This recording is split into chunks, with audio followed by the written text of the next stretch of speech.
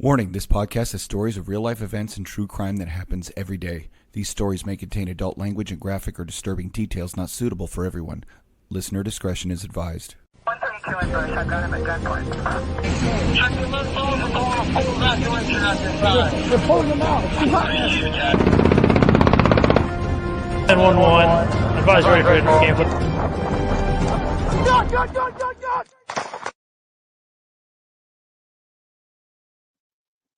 Welcome to another episode of War Stories, and we're doing it live here on this beautiful Sunday morning.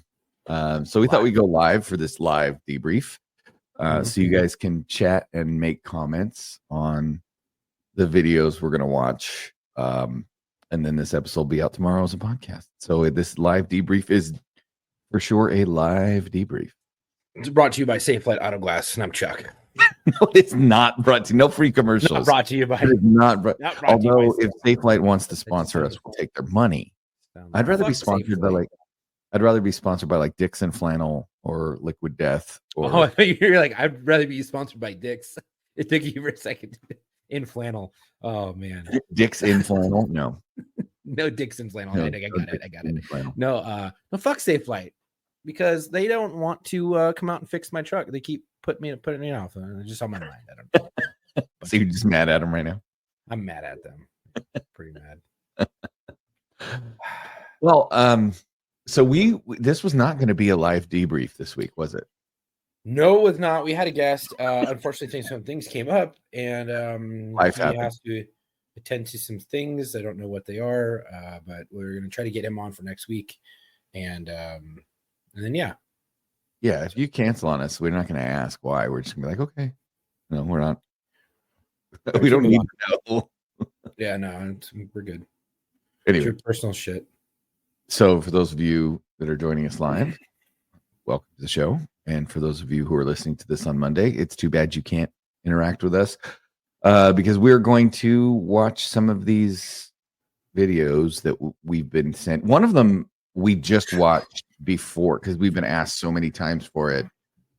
And so we just watched it like a little bit before we started. And I'm not looking forward to watching it. Not at all. No. Nope. Although I did find a video of me getting tased. Really? Yeah. That I could show you. I never want to see that my video ever. That's sort of Anyway. So what's been going on before we get into not much. Just trying to get my office set up and then getting set up with school again to go for my second degree and in cybersecurity, which is cool. And apparently it's pretty fucking lucrative. So hopefully I'm not a rock when it comes to technology and I can excel in that and be good. But other than that, not much. I mean, you are crazy. What, you're a little bit. Dude, honestly, I used to be really good with technology. When it first came out, I took to that shit quick. Yeah, because you were a child. Yeah. And as you get older, your brain becomes less Now I'm like this. capable of handling different. It's rough. Yeah, everybody reaches that age where your kid has to help you with technology. Yeah. None of my kids can help me because they're too young. But my daughter, I guess she could. Yeah, she could probably explain to you why we're not able to stream live on our War Stories Instagram. Probably. It's probably because we're shadow banned. Probably. We should we get everybody on War Stories on our War Stories Instagram to go follow our locker room Instagram since it's not shadow banned, and we'll just keep the locker room one as a backup. Right, but I don't know how many of those people actually listen to the podcast. I don't either. 10.5 thousand, and I don't know if getting those people on our Instagram over to follow us on locker room just in case War Stories get shut down, especially because it's being shadow banned. If we tell them they're missing our live locker rooms by not following us on locker room, maybe they'll go, but maybe they don't want those because that's just a shit show sometimes. But it's fun. So it actually goes live on Instagram. What? If we were to go live, it'll actually go live on Instagram now. That's cool. Yeah, we're live on Instagram right now. And I want to say hello to Kat and Brock. This is like Romper Room. Kat and Brock and Cosmo and G. Nelson and Stuart Sky 99 and JS Adams 79 Interesting. are out there in Instagram I can land. see that. Yeah, well, it's because I have all the dashboard controls. I know. Anyway, so we are in possession of some videos that I've got ready to go, and some of them are most of them are on our social media for the most part. There's one that we just are uploading. So this one I thought we would start with. This one's pretty straightforward. It's graphic, but it's pretty straightforward. So Yeah. here we go. Let's see. This is So this is the cop arrives. There's a lady leading into this apartment. You've been on the job. We've been on this call. Yep. Somebody leads you to an apartment, and he You gets hear her screaming. He opens Hit the the door. fucking door. He's about to. There's a arm that comes out below the handle, covered in blood, and there's a shirtless guy in there.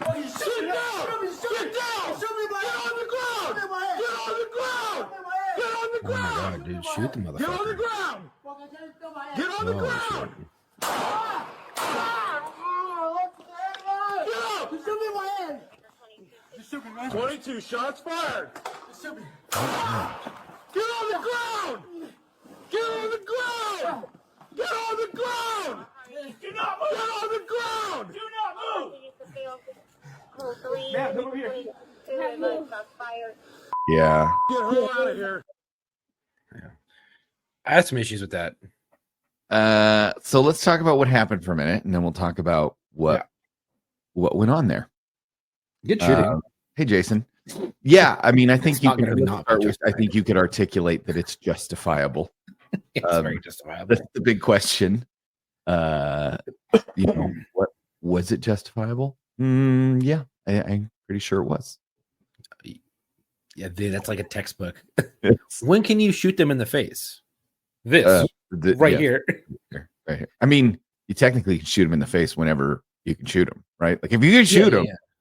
Here's the thing: there is no rule about when you. It's not like a baton, right? With a baton, they tell you, okay, you can beat them up with it, but Right. don't hit them in these places if you can avoid it.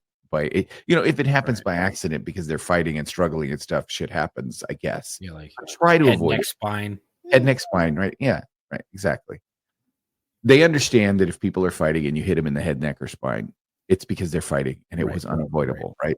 But you cannot target the head, neck, spine, groin, elbow, knee, right? You can't, unless you could deliberately target elbow, knee, wrist, small joint, if you have an articulatable reason why there was a need to up the use of force to the point where you're potentially going to maim somebody, right? But firearms don't have that caveat with them that says, well, if you're going to shoot somebody, you have to shoot, like the whole shoot to wound, right? Shoot them in the leg. Why don't you shoot them in the leg? There's a great story behind that we've had Okay, a guy come on, and I think he's told it. He was Brandon, BC White official, Brandon White. He came on the show and talked about his time when he went to the Route 91 and got shot, and then he came back on and talked about he worked for Arizona State Police or DPS, whatever it was, and he responded to a shooting where the officer shot the suspect with an AR in the fucking leg, and it traveled up to his heart and killed him with one shot. Just because you shoot someone in the fucking leg doesn't mean you're not going to kill him. You can hit him in the hip. And in the military, the Marine Corps, where the T-box is, generally when you go to the range and you see a T-box up on the top of the head, it's a fatal area. Well, in the Marine Corps, they also teach you in the military, whatever, I just did in the Marine Corps, the groin area where your hips are, because your femoral arteries, you hit one of those fucking arteries, you're done. Right. You're done. Right. You're done. Like a femoral artery, if somebody is not willing to reach into your leg and hold it closed, which we've had stories about that too. There's no like, well, you can shoot him here, you can't shoot him here, you can, you can't, you can, you can't. I can tell you, I've personally heard a story from a cop who shot somebody in the forehead, and the round, it was a .40 caliber round, hit him square in the forehead, bisected the cranium, traveled around between the skin and the skull, never penetrating the skull cavity, and then exited out the back of the skin without ever penetrating the skull. There's His been so second many in the round- military like that. Yeah, and then his second round, the guy turns around and bends over because he's inside the police car. His first round hits him in the head. His second round, he turns around to try and pull the rifle out of the rack, and so the only shot the cop sees is his ass. And he shoots him in the ass, and it goes up and kills him in his heart. Headshot, right? Like right in the ball, dude. The Texas headshot, man. And for those of you who don't know what a Texas headshot is, it's I think it's just a hunting term, but it's if you see an animal's ass and you can aim straight for their culo and get it straight up their culo to their heart is known as the Texas headshot. Oh man. So That yeah. sounds shitty. Jason says he should have shot the knife out of his hand. So let's back up. She gets there. He gets there. The cop Right, gets right. there. And I've been on this call, right? Unknown trouble. Somebody's calling for help, domestic, whatever it was. We don't know how the call came out, but there's an RP or a PR, depending on what department you work for, or whatever. And they're guiding him to this apartment. And he makes it to the apartment. And when he gets there, I hear screaming right away. And the girl who's leading him to the apartment is in tears. Like she's hysterical, right? So like at that level, everything gets jacked up, right? You went from getting out of your car at maybe a level 4, and now you're hitting the door at a level 6 is for me, right? Like if level 10 is, shots fired, I'm hitting that door at a level 6 right there because of hearing the screaming and I don't know what I'm going to get, right? 100%. Try to stay calm. Well, I think when he backed up, he was getting ready to boot that door, to your point, right? He tried the door, Right. didn't open. He demanded entry. Then he backed up. And then when he backed up, getting ready to go to the door and boot it, that's when the door opens, right? Right. And at first, it took me a minute. It took me a second or two to realize what I was looking at. And I wasn't there. I was looking at it through the body cam. Mm-hmm. But this hand comes out from below, like I said, below the door handle area. The door only opens a crack, and there's this hand, and it reaches out. And I'm like, what the hell is that? It's like fucking And Elmo. I thought it was a reaching for the door. child. I thought it was a child's arm. Oh, right? shit. Yeah. And then as he gets closer, you realize that it's an adult arm just soaked in blood. Mm-hmm. And there's a big smear mark on the door. Mm-hmm. And, come on out. The door opens. Now you see 2 people. You see a female who is literally like she's just like a horror movie covered in blood. Like there's not a part of her that isn't bloody. Mm-mm. And then you see Fucked up. a male wearing dark pants, like sweatpants or something, no shirt, shaved head. And he says, first thing, he says, fucking kill me, bro. Right? Okay. Now, do you see anything in his hand at this point? He dropped the knife right when the door opened. He goes like this, and he puts his hands He up. dropped something. And yeah, well, he had nothing in his hands that I could see through the video Right. at that point. At but that point. You could probably articulate, dude, she's dying, and you take one more fucking step and you give that verbal warning, you could probably smoke check the dude right then and there. But then he gives him a little bit more time, and then he goes to reach down at whatever the fuck is on the floor, which looks like a bunch of those, those multicolored knives. Yeah, I think that was the knife, right? Yeah. So we can go back here. I'll bring this up. Sorry, people, you're He gonna have gave to, him way too much time. I'll mute it though because the sound. Sorry. Is Yeah. Oh, so Okay, there was something so- right there. So here we go. The door Those are opens. knives He's on the ground. on her when the door opens, right? Uh-huh. The suspect's on her. She's the one trying to open the door. So he sees the cop right there, I would have shot and him.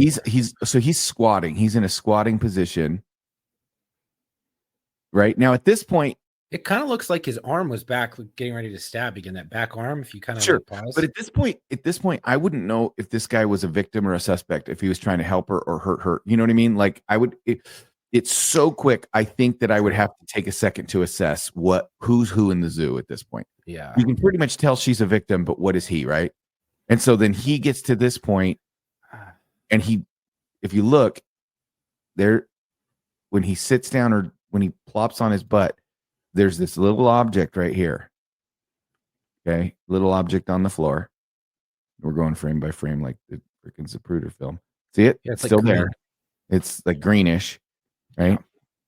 And he starts talking to the cop. Hey, shoot me. He lays down for whatever reason. Now he's standing up. Okay, at this point, right here, where he's got his hand behind him and he's starting to get to his feet, you've got a clean backdrop.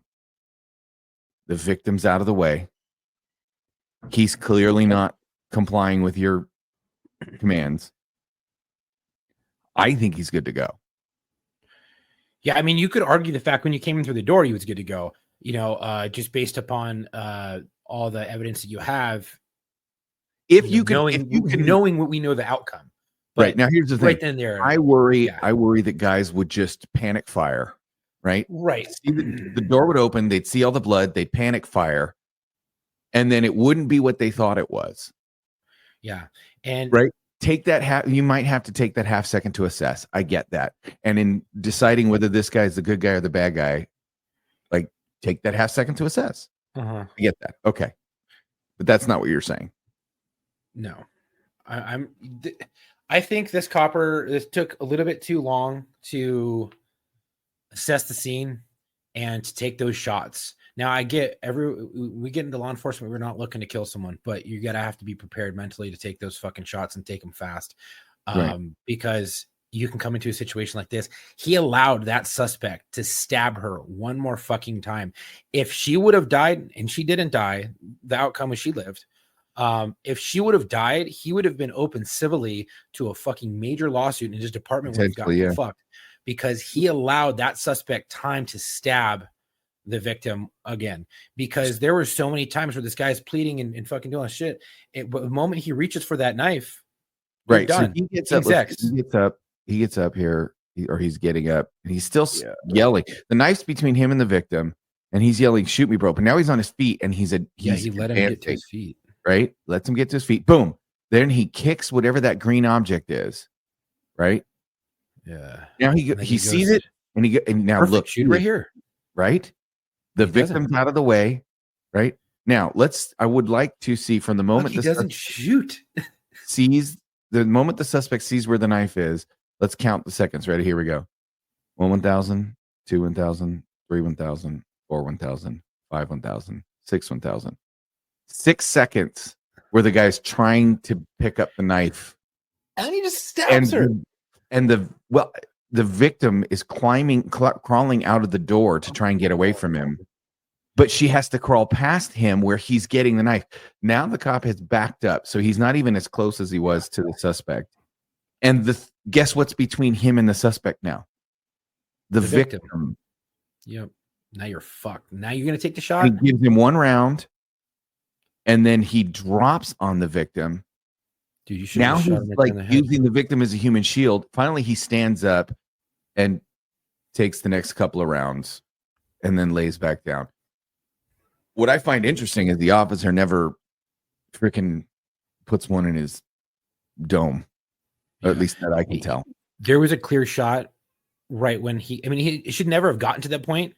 When he was fucking around on the floor, he should have dumped him right then and there. He should have unloaded at least 5 rounds into him, put him onto the ground, rendered him fucking no longer a threat, neutralized him, got that victim to safety, and then dealt with him and got him medical aid and all that stuff. But you're allowing this, and I think I know the reason why. This is California. This is a Northern California or Central California agency. And in all of California, you basically have liberal agencies and liberal policies that are attacking cops, and cops don't feel safe. Where I've seen cops chase someone with a machete, actively swinging at them, and they still didn't dump them. And they tried to use everything else, and then finally they shot him. Right. But they allowed that to happen because of one simple fact, that they are afraid to lose their fucking job for making the wrong call. Because this is all on the heels of the BLM shit, the Ferguson shit.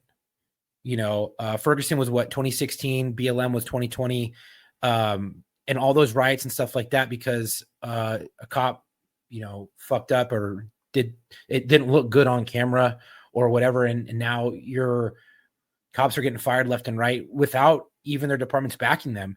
And then they get found out to be completely justified, but now they're out of a job.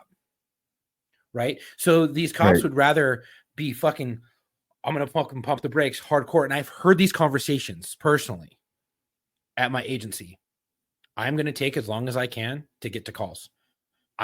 Hopefully the suspect's fucking gone, because I don't want to deal with the ramifications. If shit goes sideways, my department's not going to have my back. These are from the men and women on the fucking streets every fucking day. And that is not something that should be going through their minds. And when it's going through their minds, it's going to second guess. They're going to start second guessing themselves while it's going on. And there was a comment on Instagram. Oh, I don't think he was second guessing me. Yes, he was. Yes, he was. I can see the hesitation. Everybody can see the hesitation. Tom was a tactics instructor. You can see the hesitation. There is. I've done this long enough to know that there was a decision-making process going on, right? There was.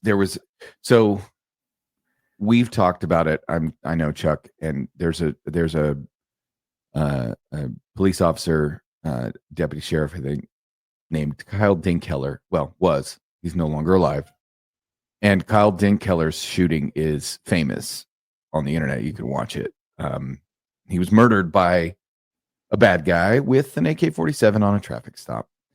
And during that entire altercation, when Dinkeller's pointing the gun at this guy and trying to get the guy pulls an AK out of his truck, points it at Dinkeller, shoots at Dinkeller, is like going around the car trying to get at him. Oh, yeah. And the entire time that Dinkeller's issuing commands to this guy, he's saying things like, "Sir, please drop the gun. Sir, please stop shooting. Sir, please stop killing." If your mind is still saying, "Sir, please," in a deadly force situation, your mind isn't in the right place, right? And I know we've talked about it on the show how how departments will like find you in policy for shooting somebody, but out of policy for saying the F word when you did it. Yep. Take the day on the beach for saying the F word. Don't. There's a very famous story, for those of you who've been in law enforcement long enough, about the California Highway Patrol and getting in a shooting in a place in Southern California near an amusement park called Magic Mountain. And the Newhall shooting. It's on a road called the Old Road, if you want to look it up. And one of the things that happened was when these officers were killed by these suspects that engaged him in a gunfight. It was four CHP officers shot and killed, right? And it was found that the officers had empty shell casings in their pockets when they were killed. And you go, why? Well, when the CHP officers were going to the police academy back then, and they were training on the range, they were training with revolvers. They were taught to shoot their 6 rounds out of their revolver.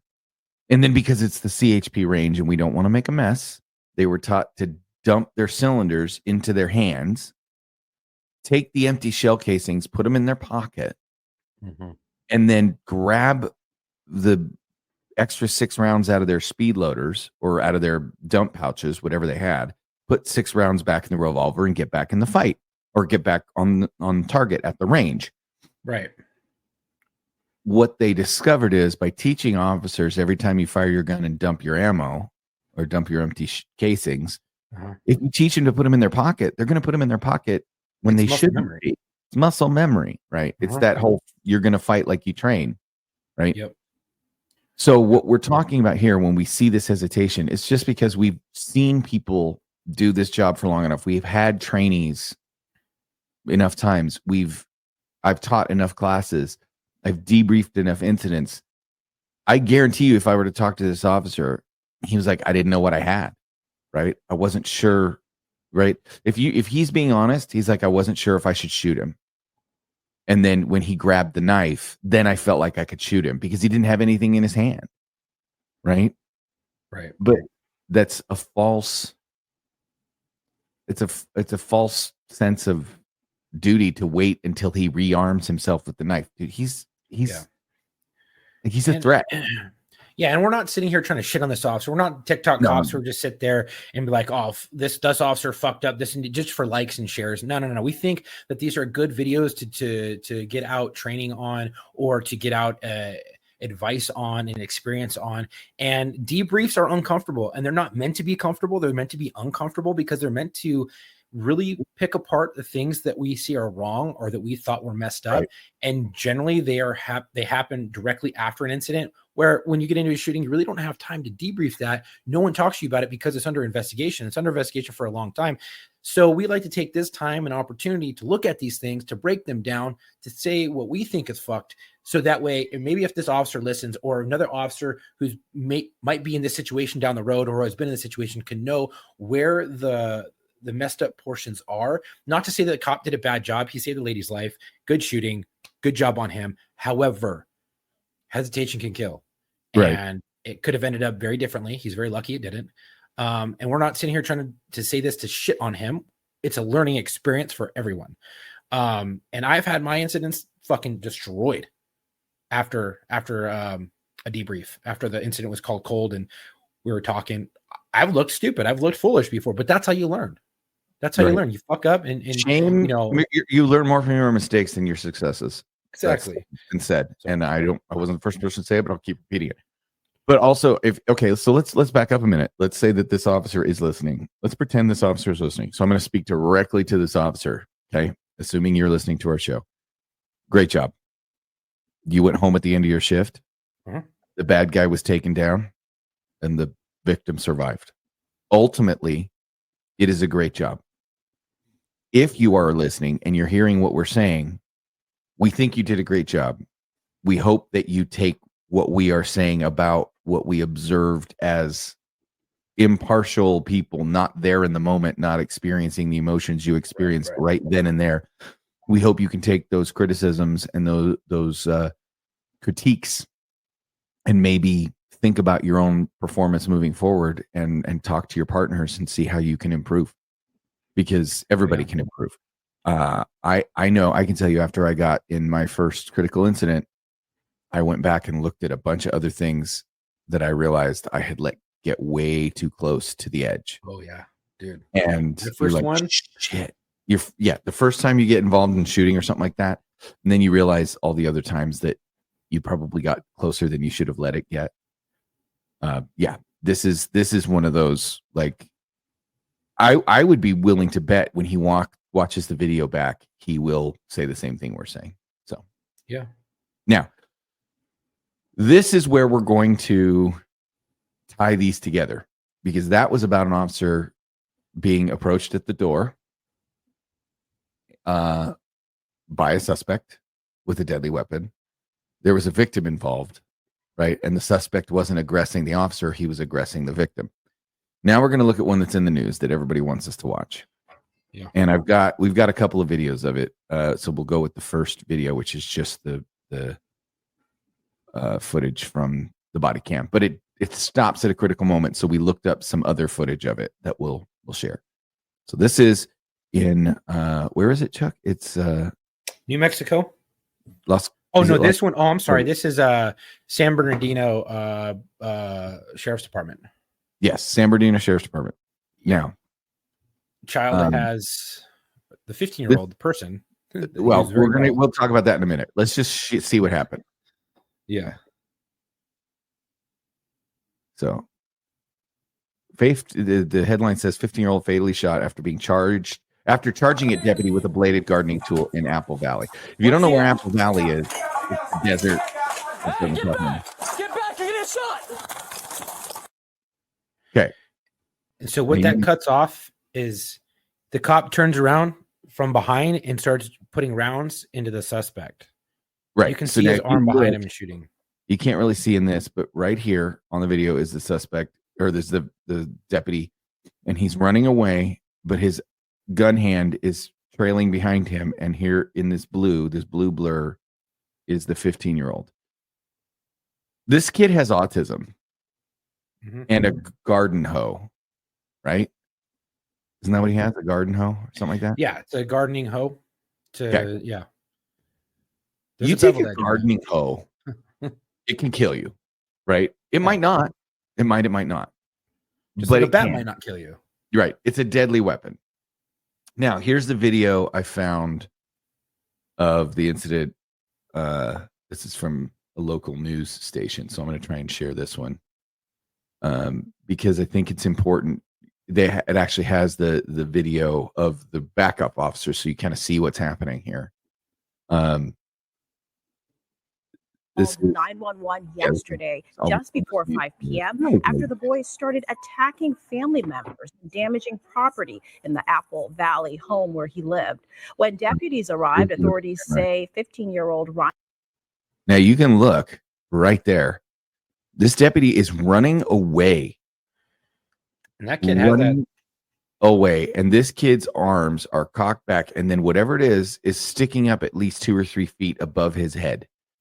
So whatever it is, it's on a pole, right? Yeah. And he would be able to bring it down on the deputy pretty quick, right on his head. Yeah, and they're very quickly. They're maybe 4 to 6 feet away from each other, and the deputy's running. So now let's get back to the front door, the encounter at the front door. I mean, look at all the damage. Right? Like this is the hoe right here. He's already and he's running. He's already ready. The officer. He's made up his mind. Yes. Yeah, he has autism. I don't know what kind of autism. Tom doesn't either. It could be Asperger's. Nope. I've been in contact with people and persons that have had or have Asperger's and was from autism, and they can get manic. And when they get manic, they get very fucking strong, and they don't think logically. And one of the last ones I had, the kid who had Asperger's took a 12 to 14 inch butcher knife and shoved it in their family dog. And then before that, he had pepper spray. He tried to attack dad, and dad pepper sprayed him. They were able to subdue him, and he was all calm when we got there. But we had same similar thing. We had this house. The kid we'd been there multiple times. We knew he had autism. We knew that there was a problem there. We tried getting him help. We tried putting him on a hold, but ultimately family kept coming back and pulling him back off of the hold and would not allow him to get the treatment that they needed because they felt that they could take care of that child. And I'm not saying this is the same thing that happened here. However, everyone wants to blame the cop. Oh, the cop shot a 15-year-old child. Okay, that child was also very tall, big, and was swinging a deadly weapon at the officer and had already broken a shit ton of stuff in the house. And the family, who knows he has autism, probably could have placed him on multiple holds prior to get him help. Maybe he wasn't taking his medication, but at that point, you have to start calling like pet teams and shit like that to get out there. I'm not trying to say it's the family's fault, but you can't sit there and blame everything on the cop just because the cop was there and the cop ended up ending his life because the kid had a manic episode. He can still cause a bunch of damage and kill that. So if it tied a turn and that cop had been killed because this kid had a manic episode, everyone would be okay with that. Well, so this is where I don't think it's a shitty situation. Is horrible. Like, I get it. He has autism. Okay. Right. I understand what that is. I've dealt with many people that have, and autism is a big spectrum, right? You have Rain Man forms, right? You have that. Right. Those of you who've seen that movie, barely functional, has to be in a assisted living facility, and then if he goes ballistic, if something pisses him off, he gets emotional. Like he can beat himself up and destroy things, and like it's basically like an adult temper tantrum of a 3-year-old, right? Mm-hmm. Well, it's long been said that if you gave a 3-year-old a machine gun and they threw a tantrum, everyone in your home would be dead because 3-year-olds possess enough rage to murder you, just not the strength. And so the reason that 3-year-olds don't kill people on the regular is because, we're bigger than they are. But the emotion is there. So you take a full-grown 15-year-old kid and you like put a deadly weapon, a garden hoe, in his hand, and then have him go off. Let's not forget the fact that the authorities were called there because this is the quote, without provocation. Let's see, they were called because he was, quote, actively assaulting family members and damaging property at their home. They called the police because this child was actively assaulting them. Ladies and gentlemen, if you don't want your autistic child with a garden hoe who is actively assaulting you and destroying your home, potentially shot by the police, handle it yourself. Yeah, exactly. Because when you call the police, you're calling us to do what we need to do to protect the public and protect ourselves. We are not this boy's father. We are not this boy's counselor. We are the protectors of peace and life, right? And when he comes at us with a garden hoe, we are not his family members. We're not willing to take one for the team, and you're not going to expect us to. So he is going to get shot. Yep. And I don't know who doesn't think that's a justifiable shooting, but it is. There's been a lot of people on our Instagram that were like, and one guy says he's, former Iraq war veteran and current deputy. Okay, Mr. Deputy, you think that the cop did something wrong. Maybe it's your agency. Maybe it's an agency that works closely with your agency because you're a deputy. That's what you said on Instagram, right? Maybe, you think that less than lethal or less lethal or whatever the fuck could have been utilized here. I don't know how. What time? At this point, I don't know. You said maybe with the tools that the police possess now, whether it be tase them or spray them. Okay, you piss off a kid like this and you spray him in the face, and now he starts swinging that fucking thing, and now you're right in the way because you had to spray him, and now you're self-contaminated because it's in a fucking house in a doorway, or you spray your partner because you don't have time and you're throwing it behind you. I mean, I don't know. Like, I don't think it would have been effective. However, this is what I'm going to say. And this is probably because they're a small agency. That this is an issue. That the child inside or the kid inside or whatever the fuck, the 15-year-old inside is having a manic break. He's harming family members, breaking shit inside the house. Don't just show up with you and your partner.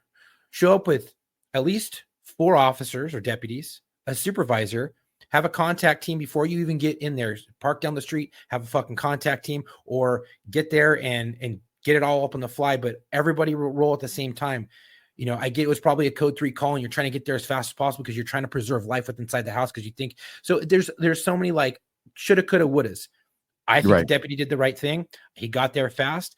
But if you have the opportunity and time, take a breath for a second, take that extra 30 seconds, get your resources there, and you have a contact team and arrest team, call his ass outside, create some distance from him. And if you can, shoot him with less than lethal, like a foam baton round or a 40 millimeter. But outside of that, you can't get close enough to him to try to tase him or spray him because of the weapon that he's holding and how big it is. And it's got a big ass beveled edge on the end of that thing. All right, so let's talk about what those comments are. Could have gone this is from acidic intentions. Could have gone non-lethal to start. Spray him or tase him, especially if you have a partner on the scene. These dudes deal with split-second decision-making in tense situations, so obviously FAFO, but no one deserves to lose their life when what they really need is mental health help. Okay, so let's talk about a couple of phrases that you used in there. Okay, yes, FAFO, fuck around and find out, right? And yes, they were dealing with split-second decisions in a tense situation. I will start with your assertion that no one deserves to lose their life when they really need mental health help.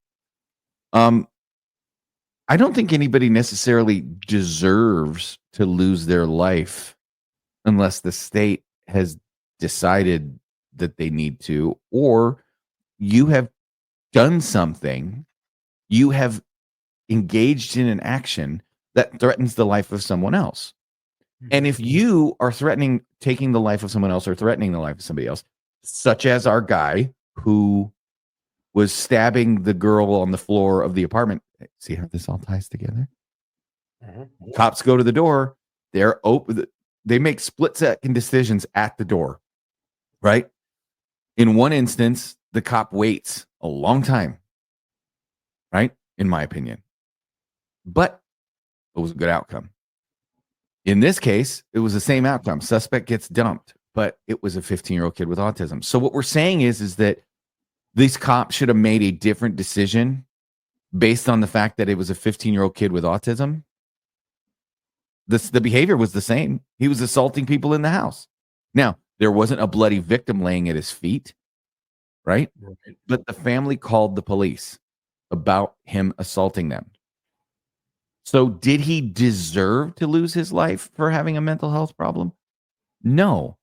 But did his mental health problem cause him to commit an action that caused him to lose his life? Absolutely. Yep. Did Ted Bundy deserve to have a mother that claimed she was his sister and grandparents that claimed they were his parents? And then, like, did John Wick, like, all these people had shitty childhoods growing up. Right. Okay. But Ted Bundy still was a fucking serial killer who deserved to die. Right. There's a difference between an explanation and an excuse. We've talked about that so many freaking times. The explanation for this kid flipping out is that he has autism and lost his mind. Mm-hmm.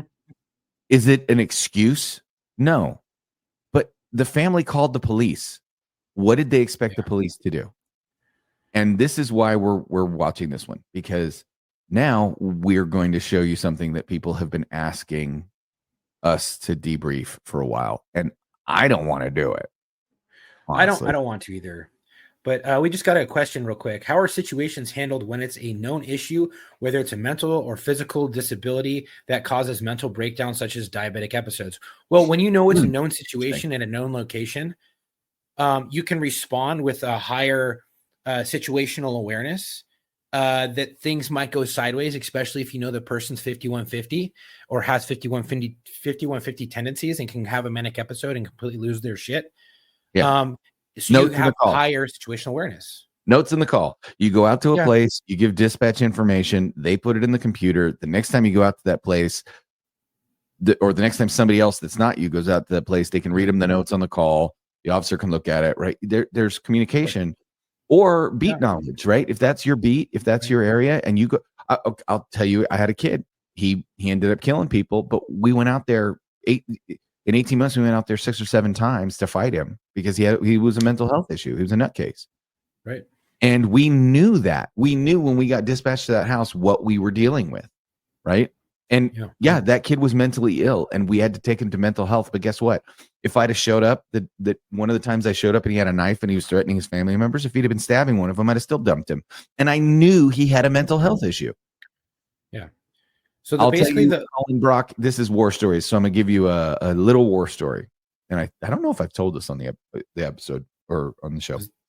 Went to Home Depot, responded to Home Depot for an off-duty deputy and a couple of other Home Depot employees that had called the police separately. One was a deputy out in the parking lot. One was a Home Depot employee. There was a man in the parking lot who was lifting carts, shopping carts, Home Depot shopping carts over his head and swinging them at people in the parking lot. Oh, yeah, right. And I get there. I'm the first officer on scene, and it's a bull in the ring, man. He has got a cart and he's getting ready to lift it up and swing it.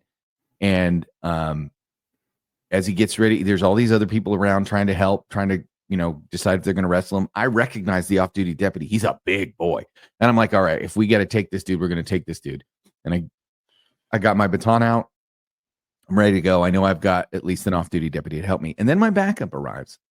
And my backup was, because I'm not going to shoot this guy for swinging around shopping carts. I could have probably, because theoretically a shopping cart could kill somebody. But there's no imminent threat. Everybody's backed off enough, and he's not actually swinging at people, right? Distance equals time. Yes. My backup arrives. And right as he arrives, he's a canine handler. He pops the door and sends the dog. Right at the same time that he pops the door and sends the dog, I see an insulin pup on the guy's waistband. And I go, stop. Pull the dog back. And I yelled it fast enough that he pulls the dog back, and I said, everybody back up, back up, back up. That was sheer luck that I saw the insulin pump, Right. and realized that he was in diabetic shock. So the reason Colin says the reason I asked is because I'm T1D and I've never had violent intentions, but I've had type 1 diabetic for some of you, by the way. But I've heard a lot of instances where people in that situation do things they would absolutely never do. And that's what I'm talking about. So he had the insulin pump. He went into shock, insulin shock. He was swinging that around. He was homicidal. But it was fortunate that we didn't see him. There's a very famous case for cops that have been to the academy. Graham versus Connor all day long. It's the Monday morning quarterback Supreme Court decision. It says officers' actions need to be looked at from the lens of the training and experience and the circumstances of the officer at the time. They cannot be looked at in hindsight by any other lens, blah, blah, blah, blah, blah.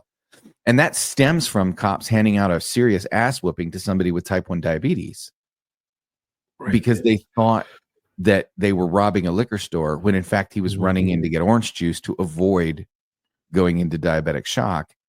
But but he didn't make it in time. And then when the cops stopped him and go to question him to find out if they were involved in a liquor store robbery, they end up in a fight, and they have to fight this dude, right, take him into custody, and they whoop his ass. And he sued, saying they should have taken the time to find out if he was a diabetic. And the Supreme Court said, no, they can't take that time to find out if he's a diabetic. Right. They have to base it on what they're seeing at the time.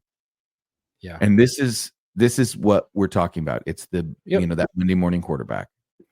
And the best thing I can say for locate or for agencies that are small is if you can have the ability to create a special location for a problem location and don't respond there with anything less than 4 officers, you already know and you already have the jump. So if it turns out to big nothing, it's nothing, and you have more officers than you need. But if it turns out to something like this, you can have more officers there, create distance, do a call out. And when the suspect comes outside, you're able to try to utilize less than lethal. And then if you can't, and he still charges you and you have to take that shot, you exhausted all your options.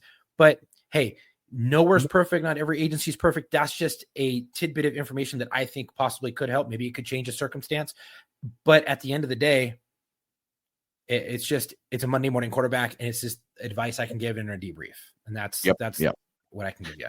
Now, this is all leading up to this video, because we've been talking about why you have a split second to make a decision. Yeah. Okay? This is a video we were asked to watch and talk about. I don't think there's going to be much to talk about. It just sucks. It sucks.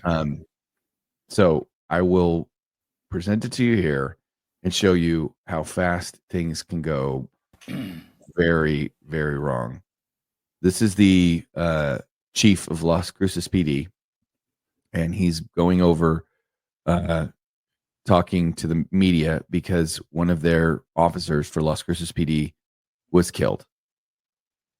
And that's where you see him right there getting stabbed. Yeah. So in these circumstances, essentially a deputy shows up at almost like a commercial property, gas station, whatever. Right. And you can see the suspect right there. So he's at this property. Somebody has called the police. Okay. It's like a burglary suspect there now. Right. And so the deputy or the officer rolls up, sees this guy. For those of you who are not watching, he's dressed in all black hoodie, hood pulled up, black face mask, black pants, and gloves. Now, this is important for a lot of reasons, right? We don't know how the call came out. I didn't hear the dispatch. It's not on here. Now, you'll see this guy sits down under like a carport awning. He looks like a ninja. Yeah, he is kind of dressed like a ninja. And he sits down. And at this point, I think it's going to happen right around the driveway area. Yeah. The police officer for Las Cruces PD rolls up to the scene to contact this kid or man, so he's calling everybody a kid, I guess. So this is the officer showing up. and we'll have the body cam footage in a second so you can hear what transpires. But Yeah. That's a he, rough one.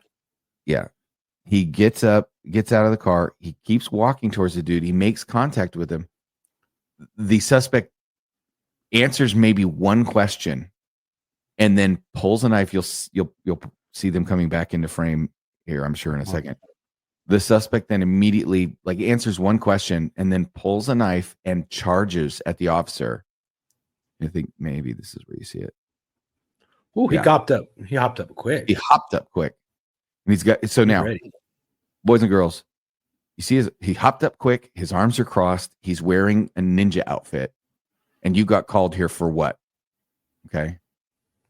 Probably a burglary suspect there now, or a trespass suspect. That's as close He as I'm doesn't going to belong. get. 100%. 100%. Okay. Nope. But- Let's just walk right up on him. Fuck, dude. This is. And the guy No, you let him get. pulls a knife. Boom. The copper even has. Oh shit! And then he Dude. trips. And he proceeds to get stabbed. A lot. A lot. And this is the body camera footage here. 989 Central 97. And I'm going to mute it as soon as it goes sideways because I don't need to hear this. But I just want you to hear the contact. Right. How's it going, boss?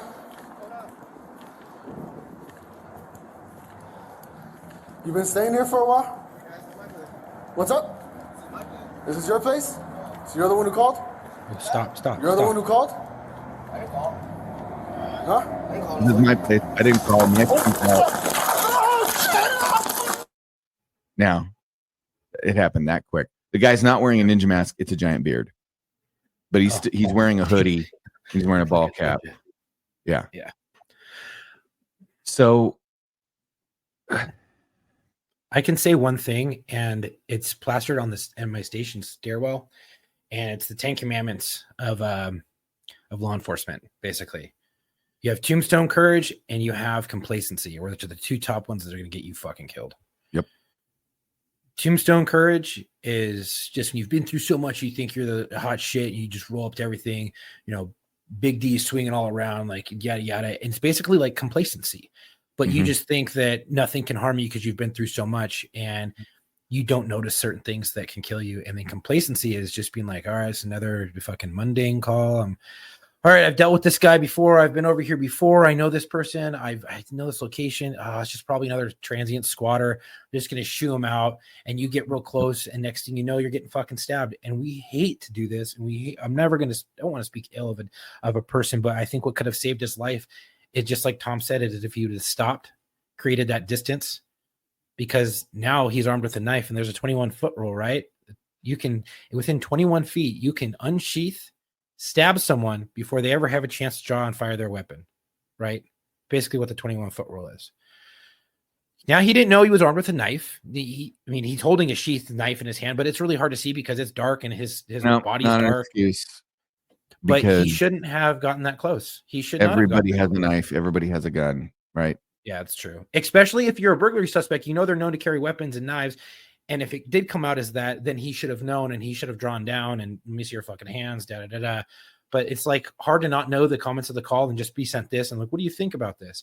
I think that he should have had created distance to talk to this suspect, because not to mention he's either a suspect of a burglary or a trespass, or it could be a transient, but we all know transients carry weapons to protect themselves. We all know that burglary suspects, or generally trespass suspects that turn into burglary suspects, all have weapons and knives and guns and shit like that because they have to utilize crowbars and things like that to break into homes. It's all knives, or it's all weapons. Right. So unfortunately, I see a little bit of complacency, and I think that's what fucking got him killed.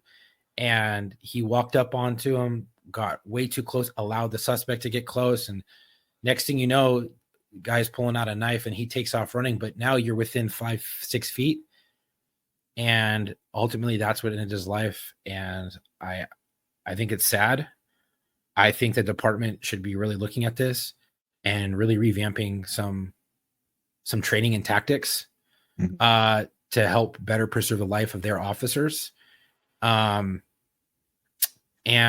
just have a little bit more training, because training is what's going to make the difference of life and death situations out there. Like we talked about muscle memory.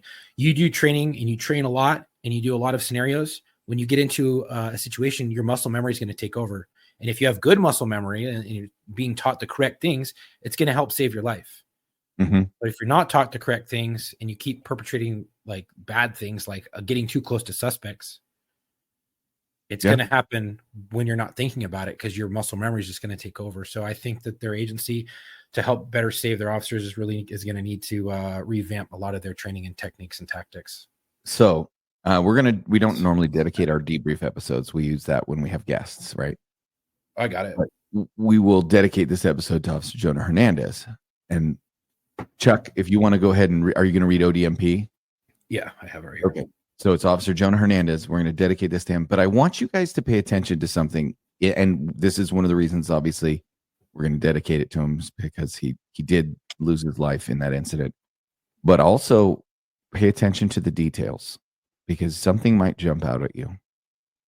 Yeah. So this goes out to Jonah Hernandez. Patrol Officer Jonah Hernandez was stabbed to death while responding to a trespassing call at the 300 block of South Valley Drive in Las Cruces. A witness to the stabbing shot the suspect, while another witness called 911 for help. Officer Hernandez was transported to Mountain View Regional Medical Center, where he died from a knife wound to his neck. The subject had a lengthy criminal record and mental illness. Officer Hernandez had served with the Las Cruces Police Department for 2 years.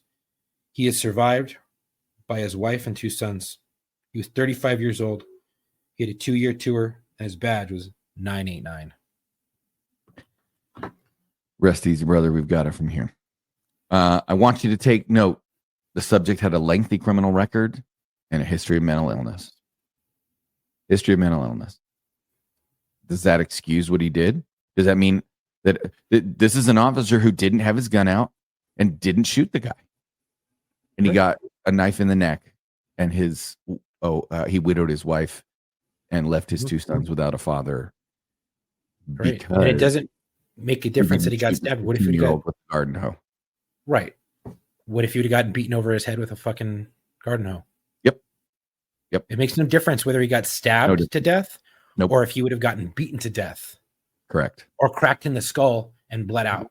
Yep. Or whatever. I hate that stuff. It's sad, dude. It sucks, man. I never want to see that.